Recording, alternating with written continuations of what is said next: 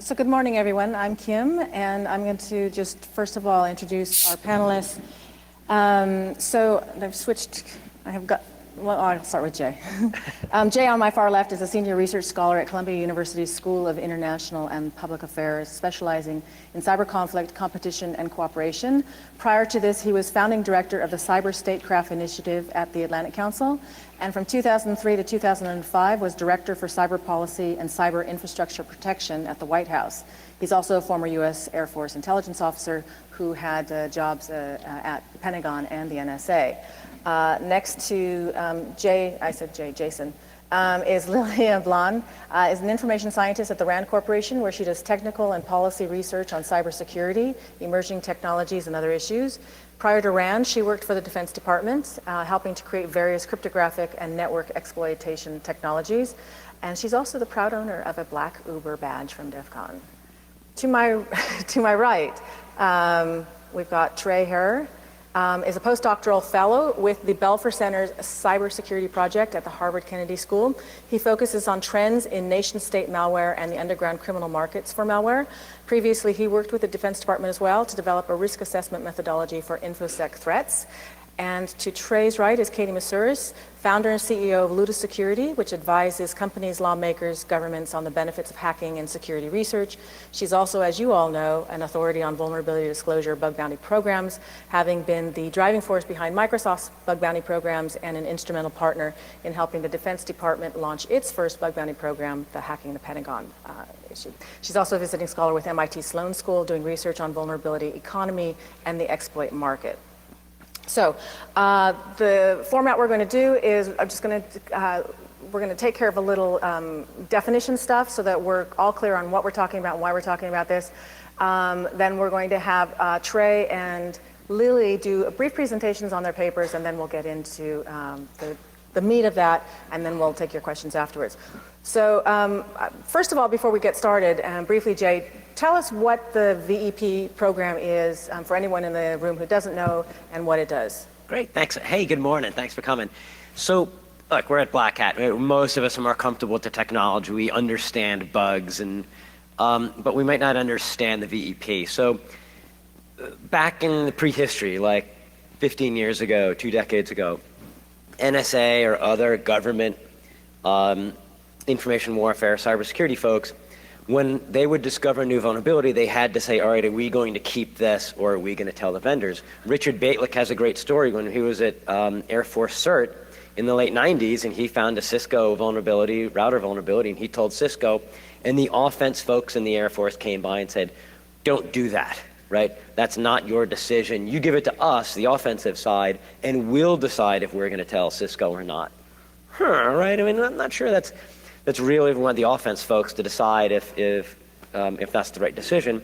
So in the government, they said, we need this process. So the director of NSA had an internal process where they would say, we'll go through, we'll figure out how bad is this bug, is this extensively used in the US infrastructure? How hard is it to try and figure out? Is it likely that a lot of people are going to figure it out? Or is it this is going to be nobody but us, nobody but the US that can figure this out? So now they had this pretty good process. But at the end of the day, it was still the director of the NSA that was making the decision. And so a couple of years ago, the US government, especially after Snowden, said, no, we need to do a little bit better on that. So now it's a White House process. So now the president runs that. And so NSA and the other more offensively minded folks, DoD, intelligence community, they're just one of the seats around that table that says, all right, here's the new bug, here's the criteria that we're going to assess. And now if the other defensive minded agencies like DHS say, no, we think this is serious and we need to get this patched right away, if they don't like what they get out of that process, they could escalate all the way up through the NSC chain, theoretically up to the president himself. So the main purpose of this process is to try and buy ourselves more security, to try and figure out this decision. Is the United States, is the internet better off if we plug this? Or should we use it for some time to try and figure out what the Russians are doing, trying to figure out if Islamic State or Al-Qaeda is trying to attack us, use it for espionage or potentially offense purposes, and to try and do a smart trade-off on that. That's not the only purpose. It's also there just for that interagency process, right? So that the defensive-minded agencies feel like they've got some voice on what's going to happen to these bugs, right? I'll bet there's a chance that Eternal Blue came out before this process. And so imagine you're at DHS, you're trying to make America more secure, you're trying to tell people to patch, and then you find out in the news one day, oh my God, like what did we just do when these come out? And so you want a process inside government where you can bring that to everyone together. The third purpose of it is not just for the government, but for the government to go to the public and to go to Silicon Valley and the vendors and say, look, we've got a process from these, we're being adults about this, we're not keeping everything, and that we do have this process to come and talk to you about that. So when we were doing our report at Columbia University, we did a report on this last year, we briefed it at DEF CON, we didn't have a lot of good information about how many vulnerabilities were being kept by the government, how many being released, and whether it made any difference. And so now I think with the reports that are coming out, we're learning a lot about. So we don't have a lot of data on that, just, excuse me for interrupting, just because the government has, this is the only statement they've made about it, they claim that they disclose 91% of the vulnerabilities that they use in the US. And then the other 9% they say are vulnerabilities that were actually disclosed before they got a chance to disclose them, or they were ones that I think got fixed prior. They were already fixed. They also include things like that were trivial. Or they don't include if it was outdated, right? I mean, so right now, if they had an awesome XP vuln, they're not going to try and talk about that because Microsoft probably isn't going to patch that. So from the government's perspective, what we're talking about when we're talking about collisions and rediscovery, they're telling us that it's a really small portion of things that they're withholding, but the rediscovery and collision rates are still important for. Right, it's absolutely critical. As if you're saying, I would bet many of the people in Washington, D.C. that are going through this process were saying, well, if we've got it, probably everyone else does too, or a lot of other people. I would have guessed if you talked to them, they might have thought, no, there is a maybe 50-50 of if we have got it, then probably someone else does. And so I think as this comes out, we're learning more about what those rates are going to be. We're learning how much security we're buying. And if I can do one shameless shout out. Yeah.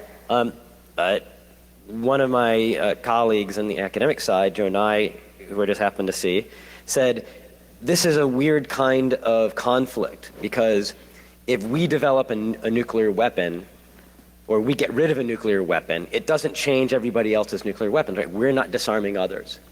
And this, in this field, if we reveal a vulnerability and we tell the vendor, we're taking that out of everybody else's arsenals.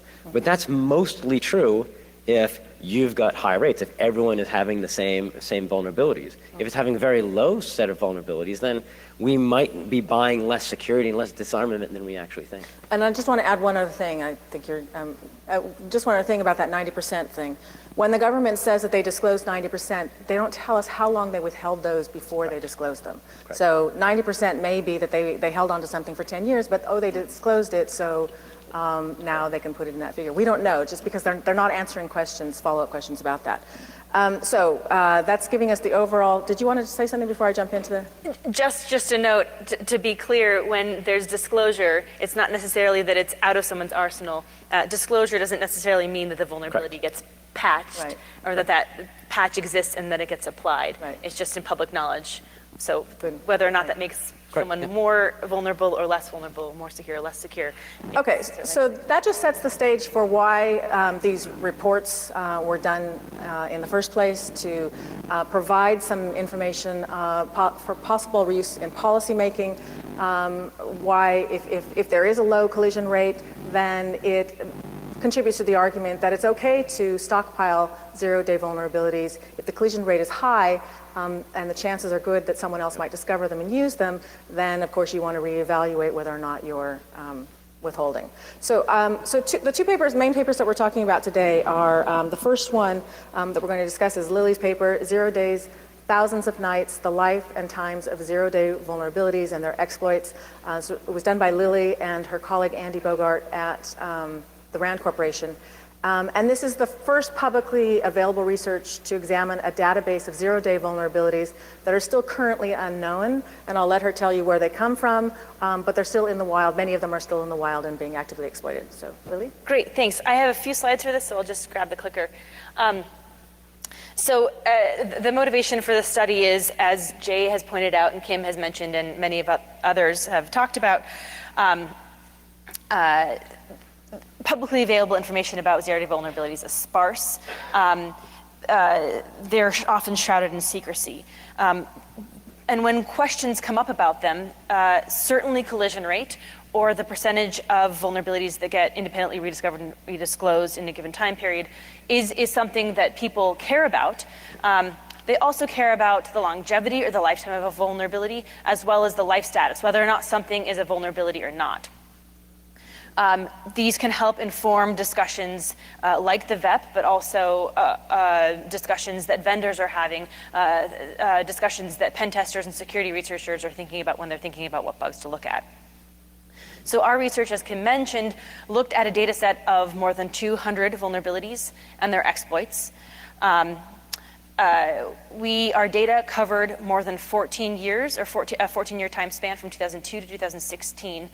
And came from a vulnerability research group which we dubbed BUSBY to protect its anonymity. Many of BUSBY's products are used by nation states. Many of BUSBY's researchers have worked for nation states. So we considered this data set to be comparable to the capabilities and skill level of a nation state or a government. And the data set that we had information about things like the vulnerability class, source code type, exploit class type, vendor, who the exploit developer was, and then when they found the particular vulnerability. When we think about the various who searches for vulnerabilities, we broke it up into two different groups: those who search for vulnerabilities to make them public knowledge, those who search for vulnerabilities to make them for private use. And you can break up those for private use into blue and red. A lot of the bugs that get found for public disclosure might be kind of those that are in, those that bug hunters look for, those that are in bug bounties. That's kind of the green circle there. Those who look for vulnerabilities for private use, we broke them up into blue and red, where blue would be the in the sense of governments or the nation states. So it would be us and our allies, where red are the opponents or the adversaries of blue. So this is not red team, blue team penetration testing. This is from a government, nation state point of view, military point of view, red and blue. What Jay was alluding to, and what Kim has mentioned as well, is what this purple overlap is. This is really where the VEP thinks about. How much overlap, or what are the characteristics of the vulnerabilities in this purple overlap, how much overlap there is. If there's a lot of overlap, then the opponents, the adversaries, blue and red, are finding the same bugs. If there's little, then they're finding different bugs. So this is really what we want to know. Now, I had data, the data that we had, the BUSBY data, was a proxy for blue.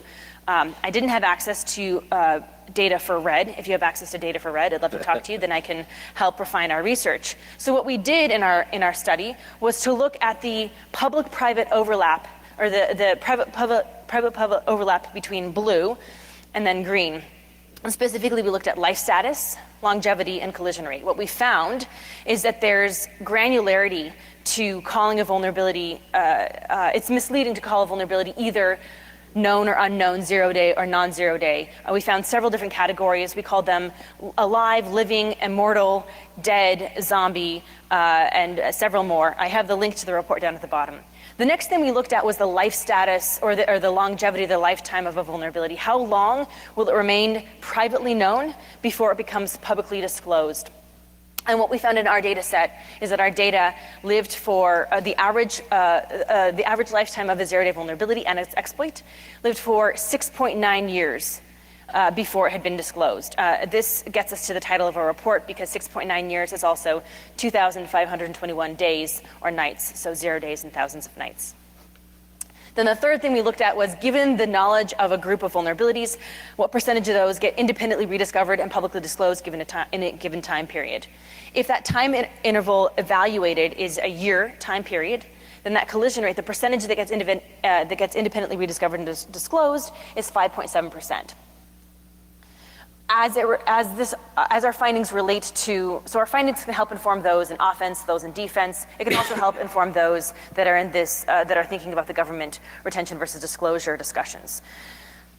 And we're not trying to tell you what the answer is, but we simply see that our data can help inform these discussions, can help inform both those who are pro-retention, those who are pro-disclosure. What we see in our findings is that in our data set, this data set that is a proxy for what a nation state or sophisticated private use group might have, the long average lifetimes and relatively low collision rates might indicate that vulnerabilities are dense, which means another vulnerability can often be found, or vulnerabilities are hard to find, and these two things are not necessarily mutually exclusive. That said, those could make the argument for pro-disclosure that since the collision rate is non-zero, that there's a probability, no matter how small, that someone else, especially an adversary, might find the same vulnerability, would help support the argument to disclose that bug. Of course, hoping that the disclosure would also be combined with a patch release and that patch applied. That's a very, very brief overview of our study. I welcome you to check it out at that link. And just to underscore that, thank you for correcting me. I had said that these are vulnerabilities that are currently being exploited in the wild. These were defensive, not offensive. No. Okay, did I misunderstand the blue and the red? Yes, so our data set it's not blue defense, red offense. This is blue, US and its allies. One could make the analogy. Okay. US and its allies, red could be an adversarial country. Okay. So this is what could be used offensively by a nation state. Okay. Okay, so now we're going to switch over to Trey's study, which came out, was it 2 weeks ago? Or a week? Last week. Last week. Taking Stock, Estimating Vulnerability Rediscovery. It's done by Trey and Bruce Schneier and Christopher Morris. This uses a much larger data set, but it involves currently disclosed vulnerabilities, primarily submitted to bug bounty programs. And it also involves data from, for example, as Google's Chromium's fuzzing project. So, Trey? Great. So thanks again, everybody, for coming. And for those of you for whom this is the first post-hangover panel, welcome. What we were trying to address is a sort of recurring question. We've had this debate about how often two different people find the same vulnerability for an extended period of time. And most of the time when you get into this debate, it involves napkins and sort of scribbled calculations and very anecdotal discussion and evidence and data. The problem with that, obviously, is that this has a significant impact on the policy debate around government disclosure, but also on the way companies run bug bounty programs and the way that they prioritize patching. So what we were trying to do in this paper is to bring a more sort of empirical approach to this issue of how often two different parties find the same vulnerability. This is a quick summary of our data set. We looked at 4 different versions of software: Chrome, Firefox, Android, and the library OpenSSL. The aggregate rediscovery rate for this entire data set came out at about 10.1%. Now there's 2 issues with that number. The first is it obscures variation between software type, and the second is it obscures variation over time. So as we're stepping through this, I just want to very quickly go through, this is our aggregate change rate over time. So we're not splitting out by software yet, but it shows us a little bit of the difference as we're moving through. And this data set, although it's constituted primarily in the early days by Chrome, sees a lot of Android and Firefox vulnerabilities as we go through. So this notion of rediscovery is really important. Our definition is 2 independent parties finding the same vulnerability. We don't make any assumptions about who those parties are, their skill set, their resources, their motivations, why they might be doing this discovery, or how well or how long they might be doing it, which is really important, because that's something that's come up. And part of this discussion is about what are we actually talking about. For our purposes, rediscovery is 2 independent parties and stops there. So previous estimates using data had come to between 1 and 6%. The keystone study for this is a piece of work that was done by a researcher at Cambridge, Andy Osment, who formerly of DHS, now at Goldman Sachs, had reviewed some data from Microsoft between 2003 and 2005, looking to see how often they credited more than one person on their disclosures. Found that that rate hovered about 4 to 6%. Using this data, what we found is that the rediscovery rate is a little bit higher, actually between 10 to 15%. Breaking it out by software type, you can actually start to see how much variation there is between these different code bases. In this plot, orange is Chrome, blue is Firefox, green is Android, and gray is OpenSSL. A quick note about OpenSSL, because this is important. OpenSSL is an open source project, and for a long time, they've been supported on a shoestring budget by a couple of volunteers, very few paid full-time professionals. What that means is that most of their energy and effort has gone towards mitigation and not necessarily towards accurate record keeping. So one of the problems that we had in trying to parse what data we were able to get from OpenSSL is how accurate they were about recording when disclosures came in from multiple people. Right? At the core, once a bug has been disclosed, you can begin to mitigate it. The second disclosure, the third disclosure, the fourth disclosure don't really change the underlying response process on the part of those securing the software itself. So there's often not an incentive to accurately categorize those second, third, and fourth disclosures. As an example, the OpenSSL data that's available on the web has a record for the disclosure of Heartbleed, which most of you probably have heard of. What's missing, though, is that there was 2 disclosures. So Heartbleed was discovered within a few days by both Neil Mehta of Google and the company Codenomicon. Only Neil Mehta is credited on the database. So we wanted to include OpenSSL to try and show some diversity in this, but we're a little bit suspect with that record keeping, so we have some limitations there. So a couple of quick takeaways. First, the rate of rediscovery has an impact on the policy process. Bugs that I hold secret, presuming their secrecy, are ones that I could use for some period of time in an operational way. The challenge is if those bugs are rediscovered by another party, I, in this case the US government, haven't given the vendor an opportunity to create a patch for that software. Now Lily and others are going to make a very good point, which is disclosure does not equal patch, and patch being available certainly does not equal patch applied. But these are very separate parts of the process. VEP is a very small part of the overall software security discussion and focus just on this critical oversight function related to how governments disclose vulnerabilities.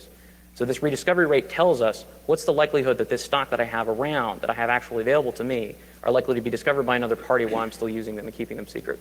There are 2 other implications here as well, because we're not just looking at VEP. The second is looking at how product churn in the malware markets.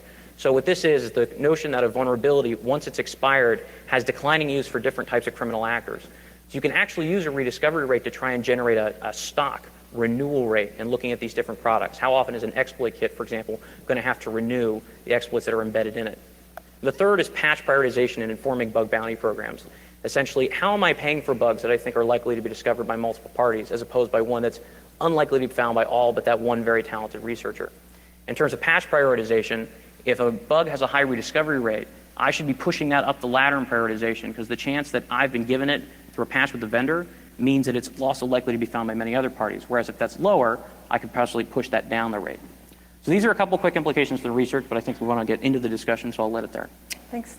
And Katie, you guys, you presented a paper 2 years ago at RSA looking at some of the same kinds.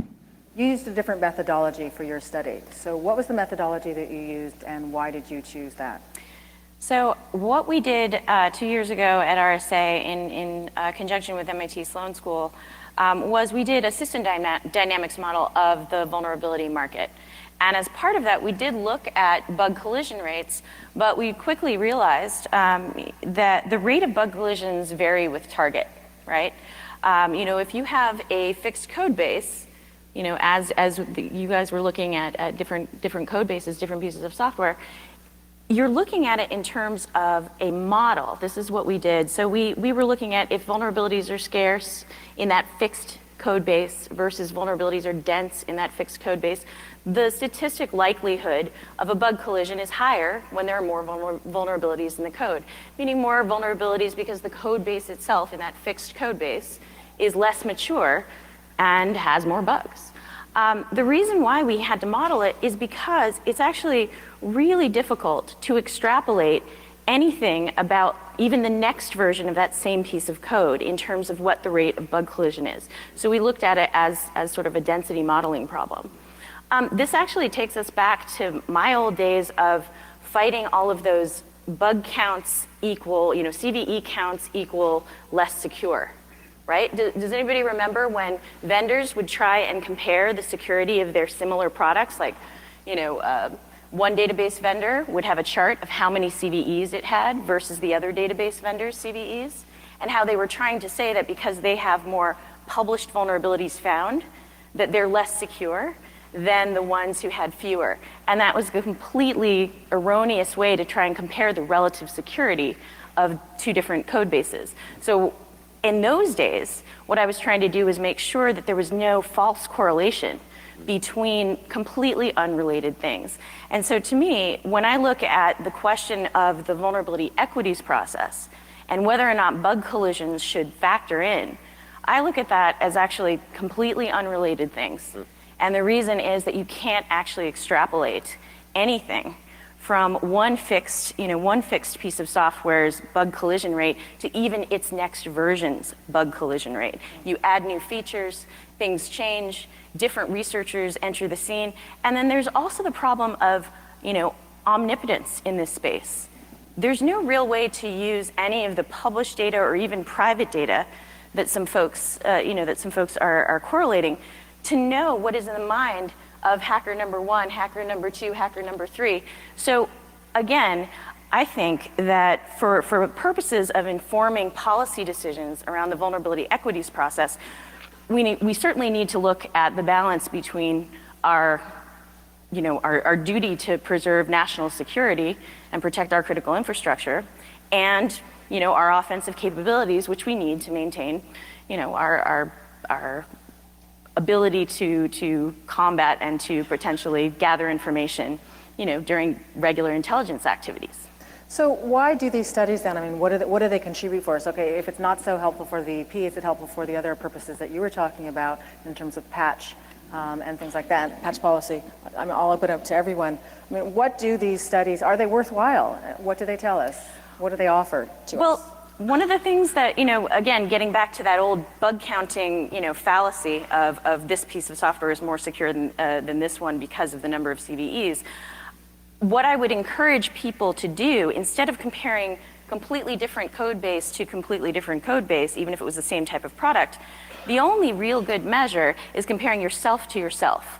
So saying, this version of SQL has fewer bugs than the last version. And so I think that is a meaningful, way to kind of measure progress over time of trying to reduce the number of vulnerabilities in a given piece of software. But that doesn't necessarily, again, like I said, I think these topics are not only, they're not just orthogonal, they are unrelated, and what I'm really concerned about is that interesting studies like this are being misapplied to draw conclusions for policy decisions. And so I think we just need to be really, really careful about how we start to approach a generalized assumption looking at specific data sets for specific target software. Trey, do you want to respond? No, so I think this is interesting, right? And there's 3 points. First, there's obviously a role for simulation and modeling data. One of the challenges about this space is that there are some real difficulties in obtaining access to the information that we'd want to truly make the decision. And Lily's already made a reference to this, right? To get accurate collision data, we'd like to look within the Chinese stock and within the US stock and see how that overlaps over time. Probably unrealistic as a research goal. If that's someone's aspiration, I fully support you. So that's issue 1. Issue 2, though, is that we still have the opportunity to gain some fidelity of understanding from looking at what's actually going on in the space. So the notion of modeling and simulation can contribute a lot to our understanding about process and structure, but it doesn't necessarily replace tracking behavior and actually capturing the performance of a system and the activities of the different actors. So they're certainly complementary, which I think is an important part of this discussion. The third, though, is with respect to what's being looked at. It's more than just counting security. And I would argue, I don't think either study really is trying to characterize the security of software by counting bugs. But rather, it's... No, I wasn't implying that. Oh, okay. Yeah, I was just reminding people of this was a fallacious way to compare security of different products. And what my assertion is similarly here, I think we have a well-intended attempt to kind of get your head around some useful data and then use that to make some policy recommendations, so such as the VEP process or maybe even other policy recommendations. And that's what I'm saying is that much like that erroneous CVE counting and comparing across completely different product lines, I'm asserting that this is also an erroneous specific data set to specific data set that actually doesn't help us make any decisions in the VEP process. That's what I'm asserting. Right. So I think it's good we move past this bug counting for security issue. But the point I was going to make is that both of these data sets are describing not only the characteristics of software, but the behavior of the community of researchers doing discovery, which is a really important point because parsing those two things out isn't necessarily what we've both been focused on, I think, in terms of rediscovery and collision. There are studies that look at vulnerability discovery, characteristics of discovery patterns, skills, and how those vary with different types of code. But this rediscovery and collision issue, I think both is related, are looking at both that population as well as the underlying software. Lily, did you want to respond? Go ahead, Drew. I do, but go ahead, Jay. No. So it's interesting. I'm going to have to be working through Katie's point here on as I think through this. But you've got this big debate. You know, there's a lot of us that say the government needs to be doing merit and it needs to prioritize defense. And it's really tough because we in government, for those in government, there's not a lot of knobs on where you get to decide whether you're going to prioritize defense or offense. There's very, very few places where you can do that, especially because we don't have a strategy that says which is more important. Right? Even in the last administration, President Obama would say, it's a balance.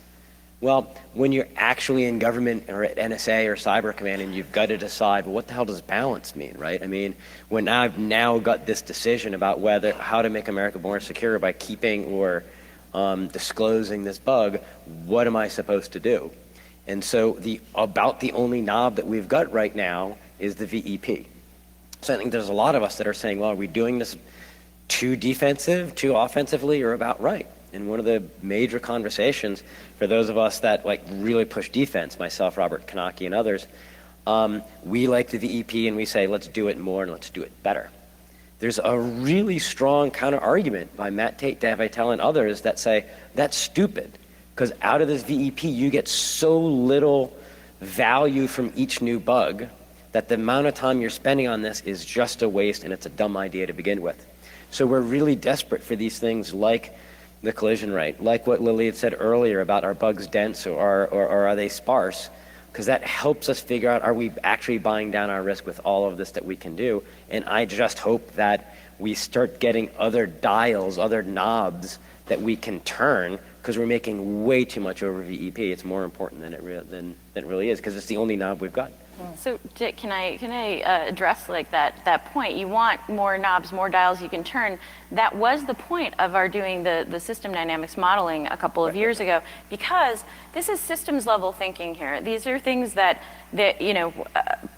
trying to play whack-a-bug on a very dense code base is not going to be the best lever. So the whole vulnerability sparse and dense conversation, how many of you remember where that actually originated from? Dan Geer giving a keynote in 2013. And so this was the inspiration for the research that I did with MIT Sloan School, because his assertion was if vulnerabilities are dense, just kind of writ large, if vulnerabilities especially in critical infrastructure are dense, then it's not going to make a difference to try and play whack-a-bug, and maybe try and buy all of those bugs and whatnot. And then he asserted if vulnerabilities are scarce, if software code or if code quality from a security perspective in general is getting better, then his recommendation was the US government should defensively buy up as many critical vulnerabilities as possible. So that was his assertion, saying that it would be possible to corner the market and basically drain the swamp of vulnerabilities. So that was where that originally came from. And so we sought to address the question, what is the most effective lever in the overall system? And that's why, a lot of this work, we're looking at it as very dynamic, and that's essentially why we chose this modeling approach. Are you taking one bug out of 100 or one out of 1,000,000, and you should have very right? Is it statistically significant? Will it make a difference? But yeah, I mean that's the whole thing. Different than sparse and dense is also easy to find, hard to find. If bugs are dense but they're really hard to find, then it doesn't matter that they're dense. They can be hard to find. Those things can be all the same.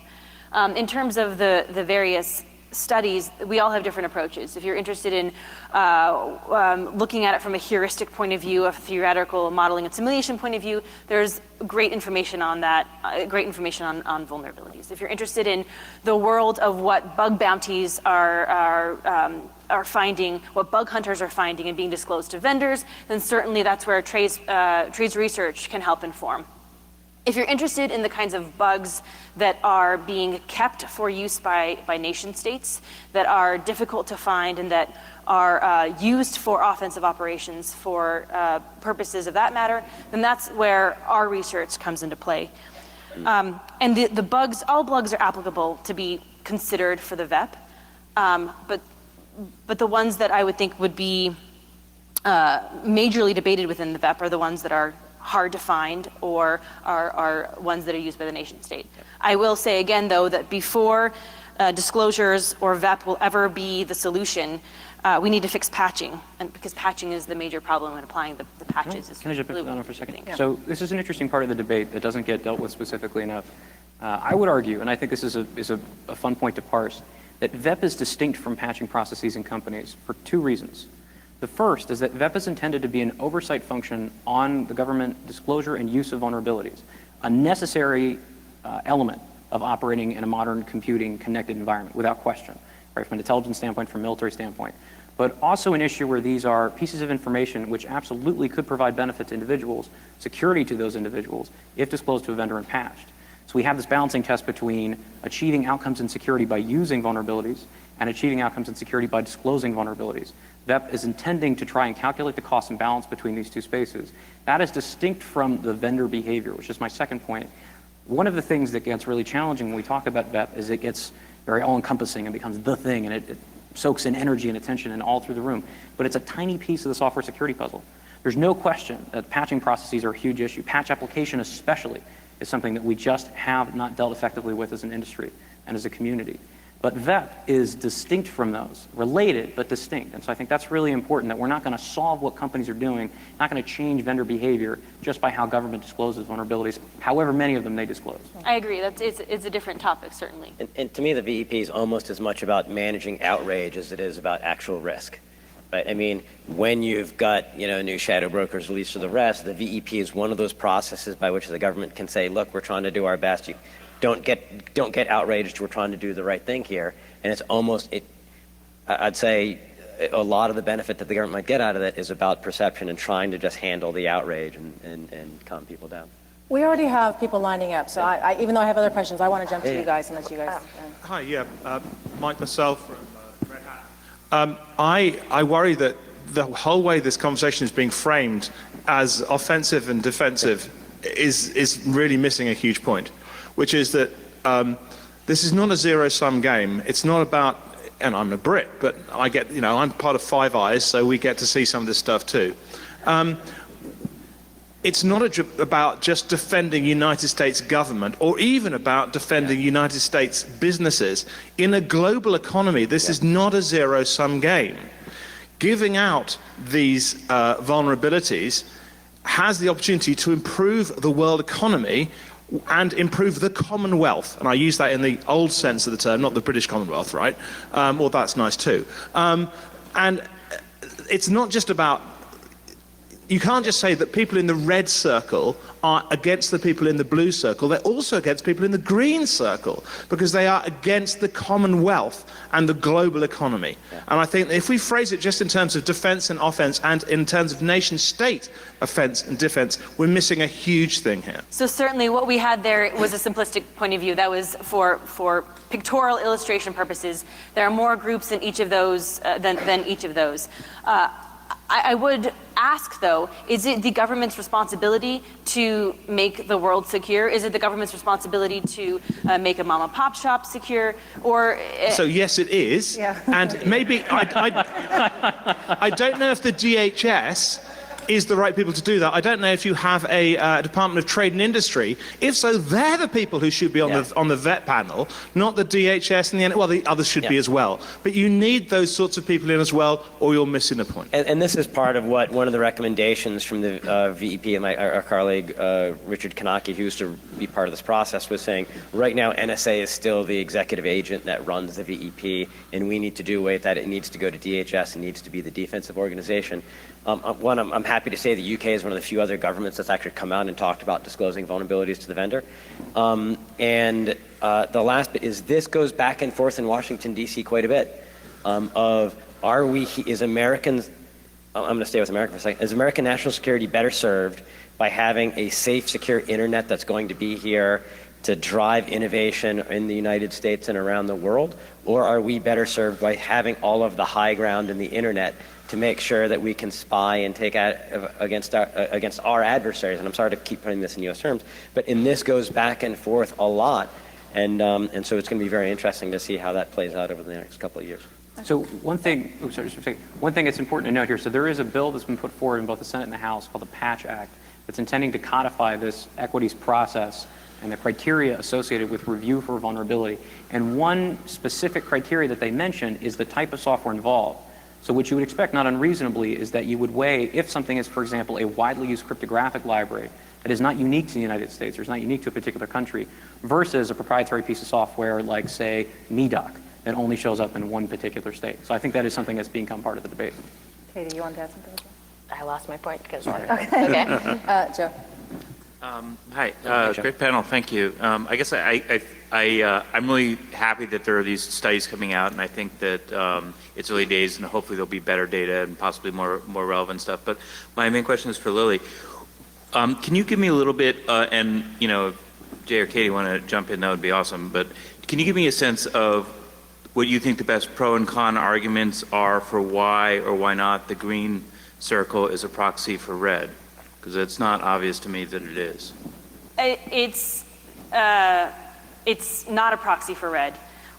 So I gave a very abridged version of our study and what we looked at. It's a proxy for what the public is. Ideal would be to have access to multiple private data sets to try to examine the characteristics of the overlap. Since we didn't have access to multiple private data sets, we looked at the private-public overlap, the green and the blue, to find some baseline numbers that could be used to help inform discussions that go between the blue and the red. There are certainly caveats to our research. I think I've remembered what point I was trying to make earlier. So just to be clear, the modeling that we did a couple of years ago, the conclusion on the VEP process that we had was that it was much more beneficial to err on the side of disclosure. And the reason for that is if you think about it, if we're playing a game of capture the flag and we've all got the same flags, what do you think is a smart thing to do to protect your critical infrastructure? And in terms of preserving your offensive capabilities, do you actually need 0 days to achieve most of your goals? And the answer is a resounding no, and we definitely see that mirrored in general, exploitation of software that we see in the world. 0-day exploitation is at that tippity top of the pyramid. If any of you saw Alex's opening keynote, the major, source of actual harm in the internet ecosystem is this broad base of feature abuse. So that's, to us, that was the conclusion, was that the VEP should err dramatically on the side of vuln disclosure, because that actually does preserve the main goal, which is we've got the same flags as everybody else. So I know we were kind of dancing around that topic, but I just wanted to say that the prior work 2 years ago, that was the conclusion. Joe, I'll continue with that actually, just to continue with what I had been saying. While it's not necessarily a proxy for red and blue, what we had was a data set of blue. Up until now, there's not been any publicly available information about what might be a proxy for what a nation state has. So we're not just looking at the collision rate, but certainly what are the characteristics of the types of vulnerabilities that live for a long time or that might be used for nation states. And I want to see this level of analysis going in on the shadow brokers and figuring out what was in these, how many. We still don't know. I mean, there are no researchers have gone in and said how many of these were actually not known. And so I would really like to know, because we do have a blue data set. Yeah. Unfortunately. That would be great. I'm sorry, who else? Next question. The first thing I want to say before my main question is I think the government is a potential enabler of improving critical infrastructure and remediating vulnerabilities. All right, I don't want to certainly get into, and I know Lily Ablon is perhaps involved, as I know some people in RAND are, with the whole question of the laws of cyber warfare. And there have been a number of papers on that, particularly from your colleagues at RAND.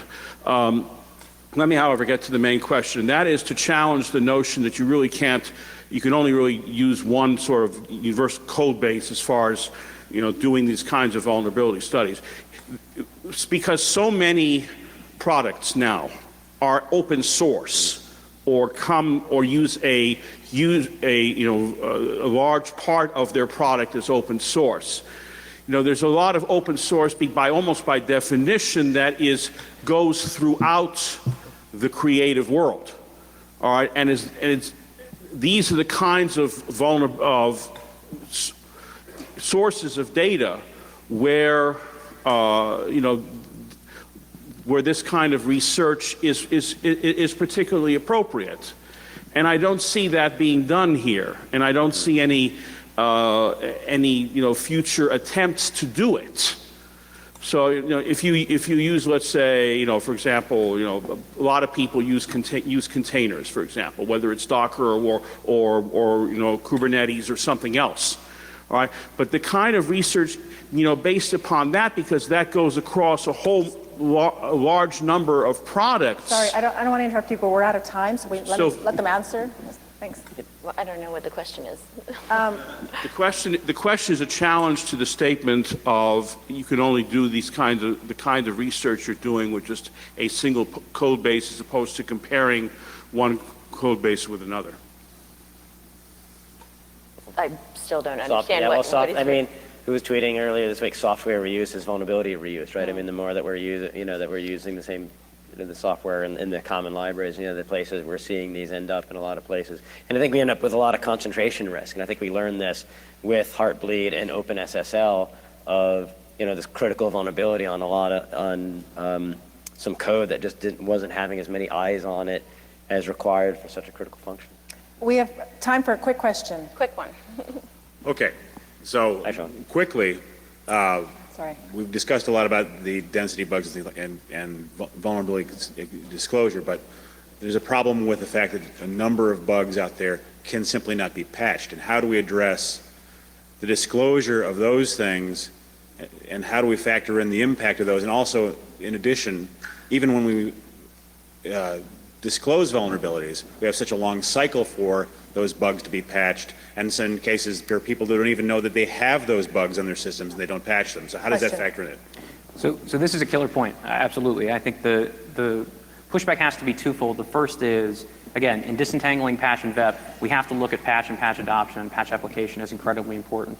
The time delay associated with how often individuals and organizations have to wait for a second vendor to validate, for example, an operating system patch before it can be applied, is a tremendous burden on that security process. There is some work that's been done with this. I would encourage you to poke around the Belfer website. I think there's a couple of pieces that address this. But I would say, too, the other thing is, when we're looking at patching, when we're talking about vulnerabilities, that process is dealing with only a portion of the security landscape.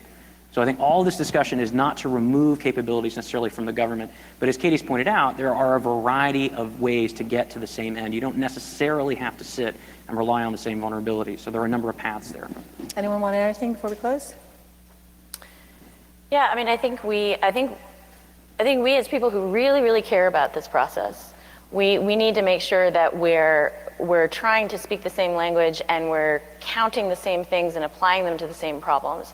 Because what I see over and over again is really well-intended efforts to inform policy decisions that are just somewhat orthogonal or unrelated. And so I just want us to get on the same page about it and really concentrate on what will actually have the best effect. I think that's what we all want, is we all want the best effect.